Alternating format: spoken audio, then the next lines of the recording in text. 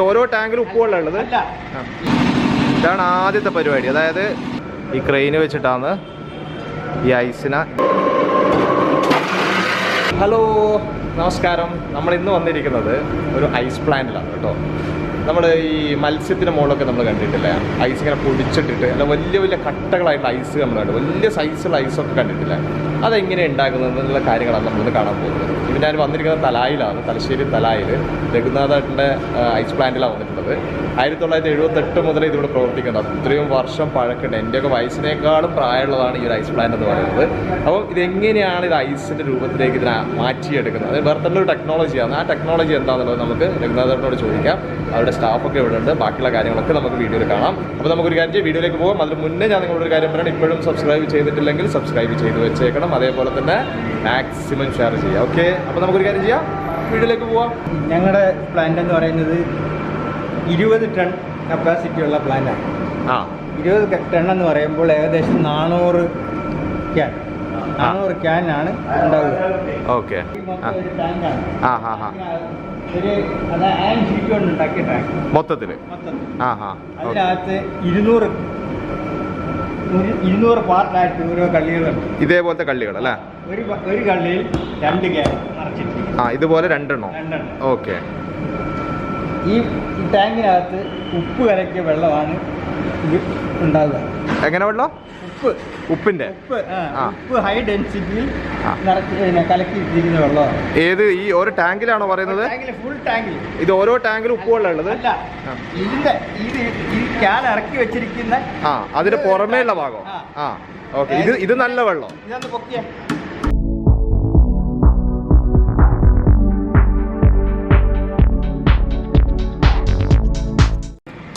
ഈ വെള്ളം അല്ലേ? അപ്പൊ ഉപ്പ് വെള്ളത്തിലേക്കാണ് ഈ ടാങ്ക് ഇറക്കി വെക്കുന്നത്.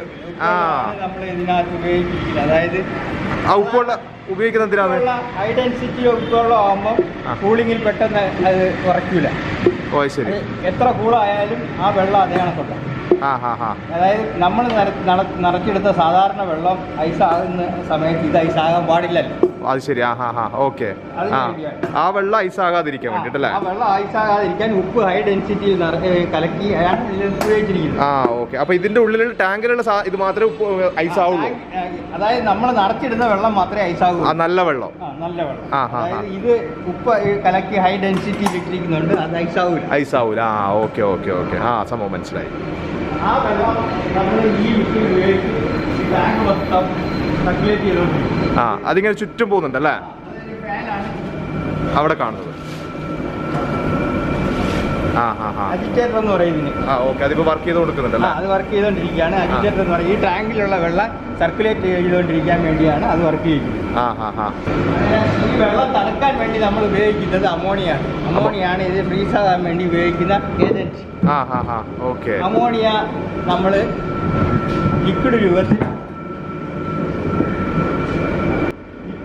അതായത് ദ്രവ രൂപത്തിൽ അതിനകത്ത് നിറച്ചിട്ടിരിക്കുകയാണ്.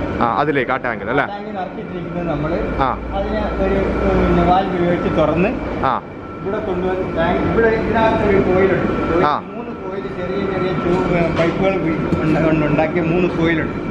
ആ കോയിലിലേക്ക് നമ്മൾ ഈ വാൽവ്, ഇതിന്റെ എക്സ്പാൻഷൻ വാൽവ് എന്ന് പറയുന്നത്, ഇതിനെ സ്പ്രേ ആക്കി ഇതിലേക്ക് തുറന്നു വിടുന്ന വാൽവാണ് ഇത്.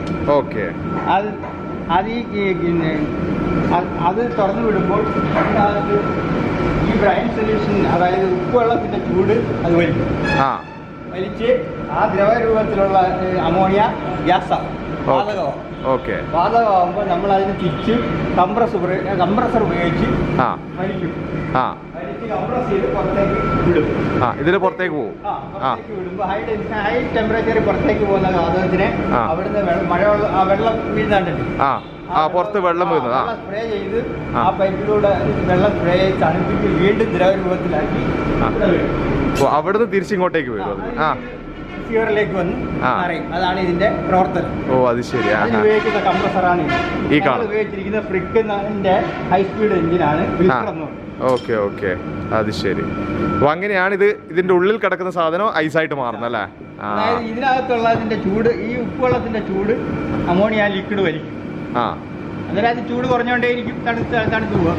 ആ തണുപ്പിനെ ഉപയോഗിച്ചാണ് നമ്മൾ നിറച്ചിരുന്ന വെള്ളം ഐസായിട്ട് മാറുന്നത്.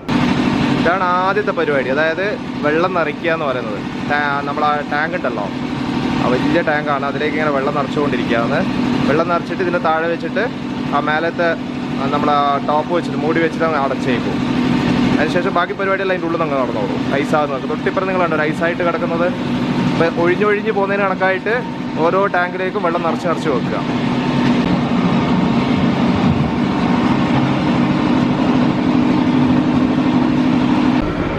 ഈ ഐസ് ഇതിൻ്റെ ഉള്ളിൽ ടാങ്കിൽ നിന്ന് എടുക്കുന്നത് നിങ്ങൾക്ക് കാണണ്ടേ? അതാണ് ഈ സംഭവം. ഇത് കണ്ടോ, ക്രെയിൻ ഇതാ. ഈ ക്രെയിന് വെച്ചിട്ടാണ് ഈ ഐസിനെ ഇതിൻ്റെ ഉള്ളിൽ നിന്ന് എടുക്കുന്നത്. ഒരു ടാങ്ക്, കാരണം ചെറിയ വെയിറ്റ് അല്ല, നല്ല വെയിറ്റ് ഉള്ളത് കൊണ്ട് ക്രെയിൻ ഇല്ലാണ്ട് കാര്യം നടക്കില്ല. ഒരാൾക്ക് കൈയോട് പൊക്കിയെടുക്കാൻ പറ്റില്ല. ഇതിങ്ങനെ തിരിച്ച് പൊക്കിയെടുക്കണം. കണ്ടോ, ഇതാ. അതിന് ശേഷം ഇതെന്താ ചെയ്യുന്നത് ഞാൻ കാണിച്ചു തരാം. എടുത്ത് പൊക്കി, കണ്ടോ, നല്ല ഒരാളുടെ പകുതി വലിപ്പമുണ്ട് ഒരു ടാങ്ക് എന്ന് പറയണമെങ്കിൽ. നോക്കിയേ, പകുതിക്ക് മേലെ ഉണ്ടല്ലേ. ഇവിടുന്ന് ഇവരിങ്ങനെ ഇങ്ങോട്ടേക്ക് തള്ളിക്കൊണ്ടുപോകാന്ന്. ഇവിടെ നിങ്ങളൊരു വെള്ളം കണ്ടോ, അതൊരു വേറൊരു ടാങ്കാണ്. ആ ടാങ്കിലുള്ള വെള്ളത്തിലേക്ക് ഇതിനെ താഴ്ത്തുകയാണ്. അതിനെങ്ങനെ താഴ്ത്തിയിട്ട് അതിനൊന്ന് നനച്ചെടുക്കുക. നമ്മളിപ്പോൾ ഫ്രിഡ്ജിൽ നിന്നൊക്കെ ഐസ് എടുത്ത് കഴിഞ്ഞാൽ നമ്മൾ ചെയ്യുന്നൊരു പണി ഉണ്ടല്ലോ, വെള്ളത്തിലൊന്ന് മുക്കിയിട്ട് എടുക്കുക എന്ന് പറയും. നല്ല വേഗം അത് ഇളകി കിട്ടുമല്ലോ. അപ്പോൾ അതിൽ നിന്ന് പിന്നെ ഒന്ന് നനച്ചെടുത്തതിന് ശേഷമാണ് പിന്നെ അതിനെ പുറത്തേക്ക് എടുക്കുക. അതിനെ വെള്ളത്തിലേക്ക് ഇട്ടു.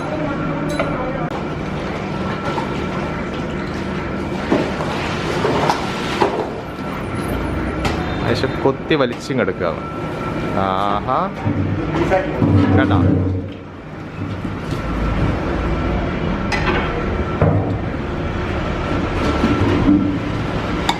അത് കട്ട് ചെയ്ത് കൊടുക്കുന്നത്.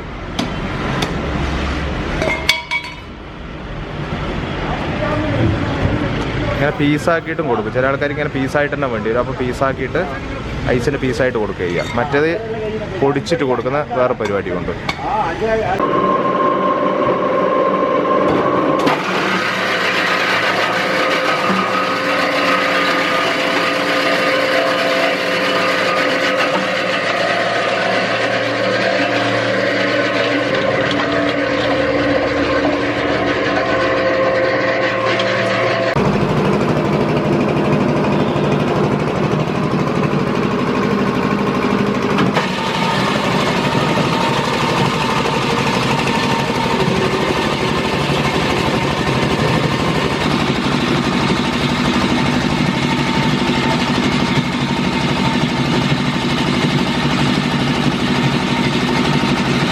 ഇപ്പോൾ മനസ്സിലായ ഐസ് എങ്ങനെ ഉണ്ടാക്കുന്നു എന്നുള്ളത്? ഇതാണ്, ഈ രീതിയിലാണ് ഐസ് ഉണ്ടാക്കിയെടുക്കുന്നത്. ഞാനും ചെറിയ പ്രായത്തിൽ നിന്നല്ല, ഞാൻ എപ്പോഴും ഇത് തലശ്ശേരിയിൽ നിന്ന് കാലിക്കറ്റിലേക്ക് പോകുന്ന സമയത്ത് റോഡ് സൈഡിൽ കാണുന്ന ഒരു സംഭവമാണ് ഈ ഒരു ടെൽക്കോടെ ഈ ഐസ് പ്ലാന്റിൻ്റെത്. പക്ഷേ ഇതെങ്ങനെയാണ് സംഭവം എന്ന് അറിയില്ല. ഇവിടെ ഇങ്ങനെ എന്താ പറയുക, ഈ മഴ പെയ്യുന്നത് ഇങ്ങനെ കാണും. ഇവിടെ കണ്ടുങ്ങൾ ഇതിൻ്റെ മുകളിൽ നിന്ന് ഇങ്ങനെ മഴ പെയ്യുന്ന പോലെ വെള്ളം വീഴുന്നതൊക്കെ കാണാം. പക്ഷേ ഇതിൻ്റെ രീതി എന്താണെന്നുള്ളത് വലിയൊരു ഐഡിയ ഇല്ലായിരുന്നു. പക്ഷെ അതിപ്പോൾ ഇന്ന് രഘുനാഥേട്ടൻ കാര്യങ്ങൾ കൃത്യമായിട്ട് പറഞ്ഞു തന്നു. നിങ്ങൾക്ക് മനസ്സിലായിട്ടുണ്ടാവുമെന്ന് ഞാൻ വിചാരിക്കുന്നു. അപ്പോൾ ഇങ്ങനെയാണ് ഈ ഐസിൻ്റെ വലിയ ബോക്സ് ആക്കിയിട്ടല്ല, വലിയൊരു കട്ടയാക്കിയിട്ട് ഇതിനെ മാറ്റിയെടുക്കുന്ന പരിപാടി എന്ന് പറയുന്നത്. അപ്പം അടുത്ത ദിവസം നമുക്ക് നല്ല അടിപൊളി വീഡിയോ ആയിട്ട് കാണാം. ഇനിയും മുന്നോട്ട് നല്ല നല്ല വീഡിയോസ് വരുന്നുണ്ട്. മാക്സിമം ഷെയർ ചെയ്യണം. അതേപോലെ തന്നെ എന്താ പറയുക, നിങ്ങളെ കമൻസ് നിർബന്ധമായിട്ടുണ്ടാകും. നിങ്ങളുടെ കമൻസിലാണ് എനിക്ക് മാറ്റങ്ങളൊക്കെ വരുത്താനുള്ളത്. അപ്പം മറന്നു പോകേണ്ട, ആ കാര്യങ്ങളൊക്കെ നിങ്ങൾ ചെയ്യാം. അപ്പം അടുത്ത ദിവസം നമുക്ക് കാണാം. ബൈ.